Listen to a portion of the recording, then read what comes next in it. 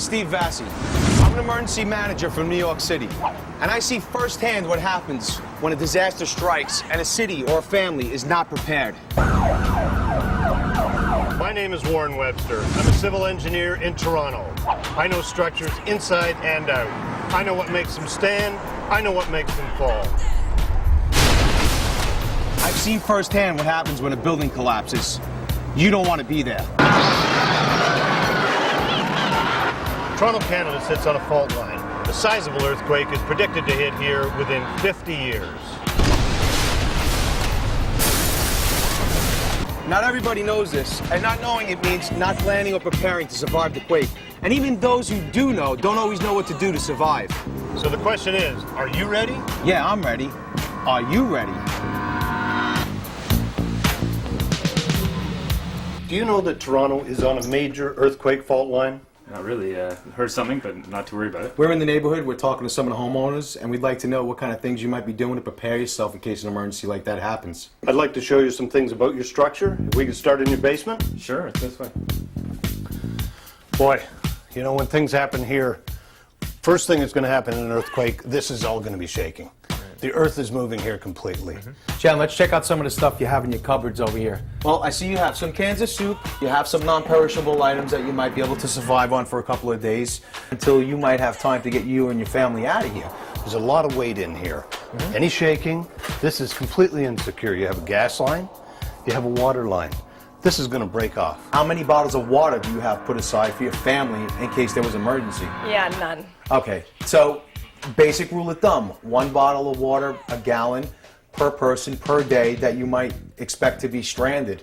This area here you want to avoid completely. This is a death trap. You have your gas meter here. Here, you've got your electricity right next to your gas. Very good combination. Spark, combustible. Sure. Thank you. That'll blow this part of the house gone. Have you put together a go bag in case after 3 or 4 days you could finally get out of here? I've never even heard of a go bag. This is a go bag. You want to keep a transistor radio to listen to the news. Some protein bars, a flashlight of course, some safety goggles, keep a basic pair of gloves you might get at the hardware store. And don't forget, you want to keep your personal papers such as your passport, copy of your license, a copy of your bank records in a bag that's sealed and waterproofed, because if you have to leave your home, what are you going to do? You don't want to leave your identity over here. You look a little bit freaked out. I mean, is this some of this? Totally. Yeah? Well, I mean, this It's is a lot to remember, I have to be honest, and I've never given it any thought. Let me show you where your stronghold is going to be. What you need to find is the area that is going to give you the triangle. The triangle is the strongest part you're going to have. You get a triangle from here, where the one wall meets the other wall meets the floor. Sure. What you want to end up doing is get your family here. You know, get down, crouch in here. You may lose some of this other stuff above, but it will probably collapse in there and give you a more safe hold here. So I'm trying to create an air pocket or something? Or It's going to be your spot that will be the last to collapse in your house, and that's where you want to be. Things will still shake, but it's your best spot. Well, thanks for letting us invade your home. Jen, here's your first step toward preparedness. This is our gift to you. Oh, thanks.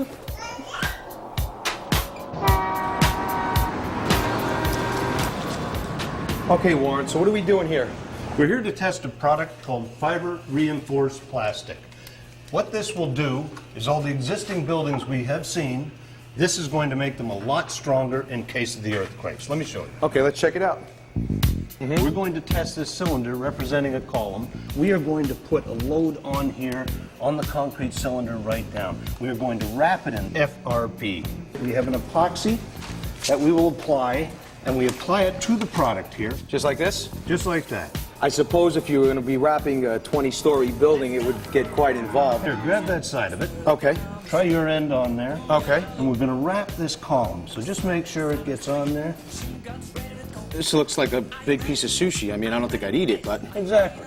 And what it's going to do, this will end up drying. We're going to compress this cylinder, and hopefully, it's going to hold this whole thing together. So let's go over and see what we're going to do with this product then.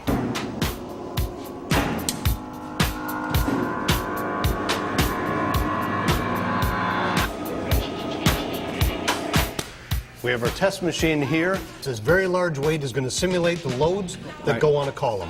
Okay. It's going to drop, give a compression load on there, and this thing should come apart. Pulverization. Exactly. This thing looks serious. The other thing that's going to happen is we're going to replace this with the wrap cylinder and see what happens then. Okay, why don't we break something? Let's do it. Let's go.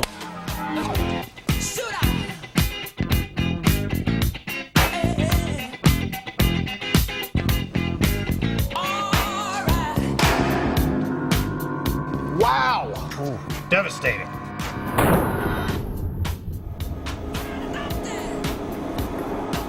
Okay, right now we're going to test the FRP wrap product. Okay. To see how it's going to perform. Okay. We have the weight, same 2-meter height we're going to drop it from. Okay. Drop it onto the FRP product. Okay. Let's see what happens with that. So is this some of the current technology that they're applying to structures to reinforce them?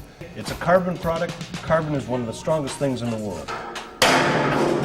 Wow! Totally effective. Unbelievable. I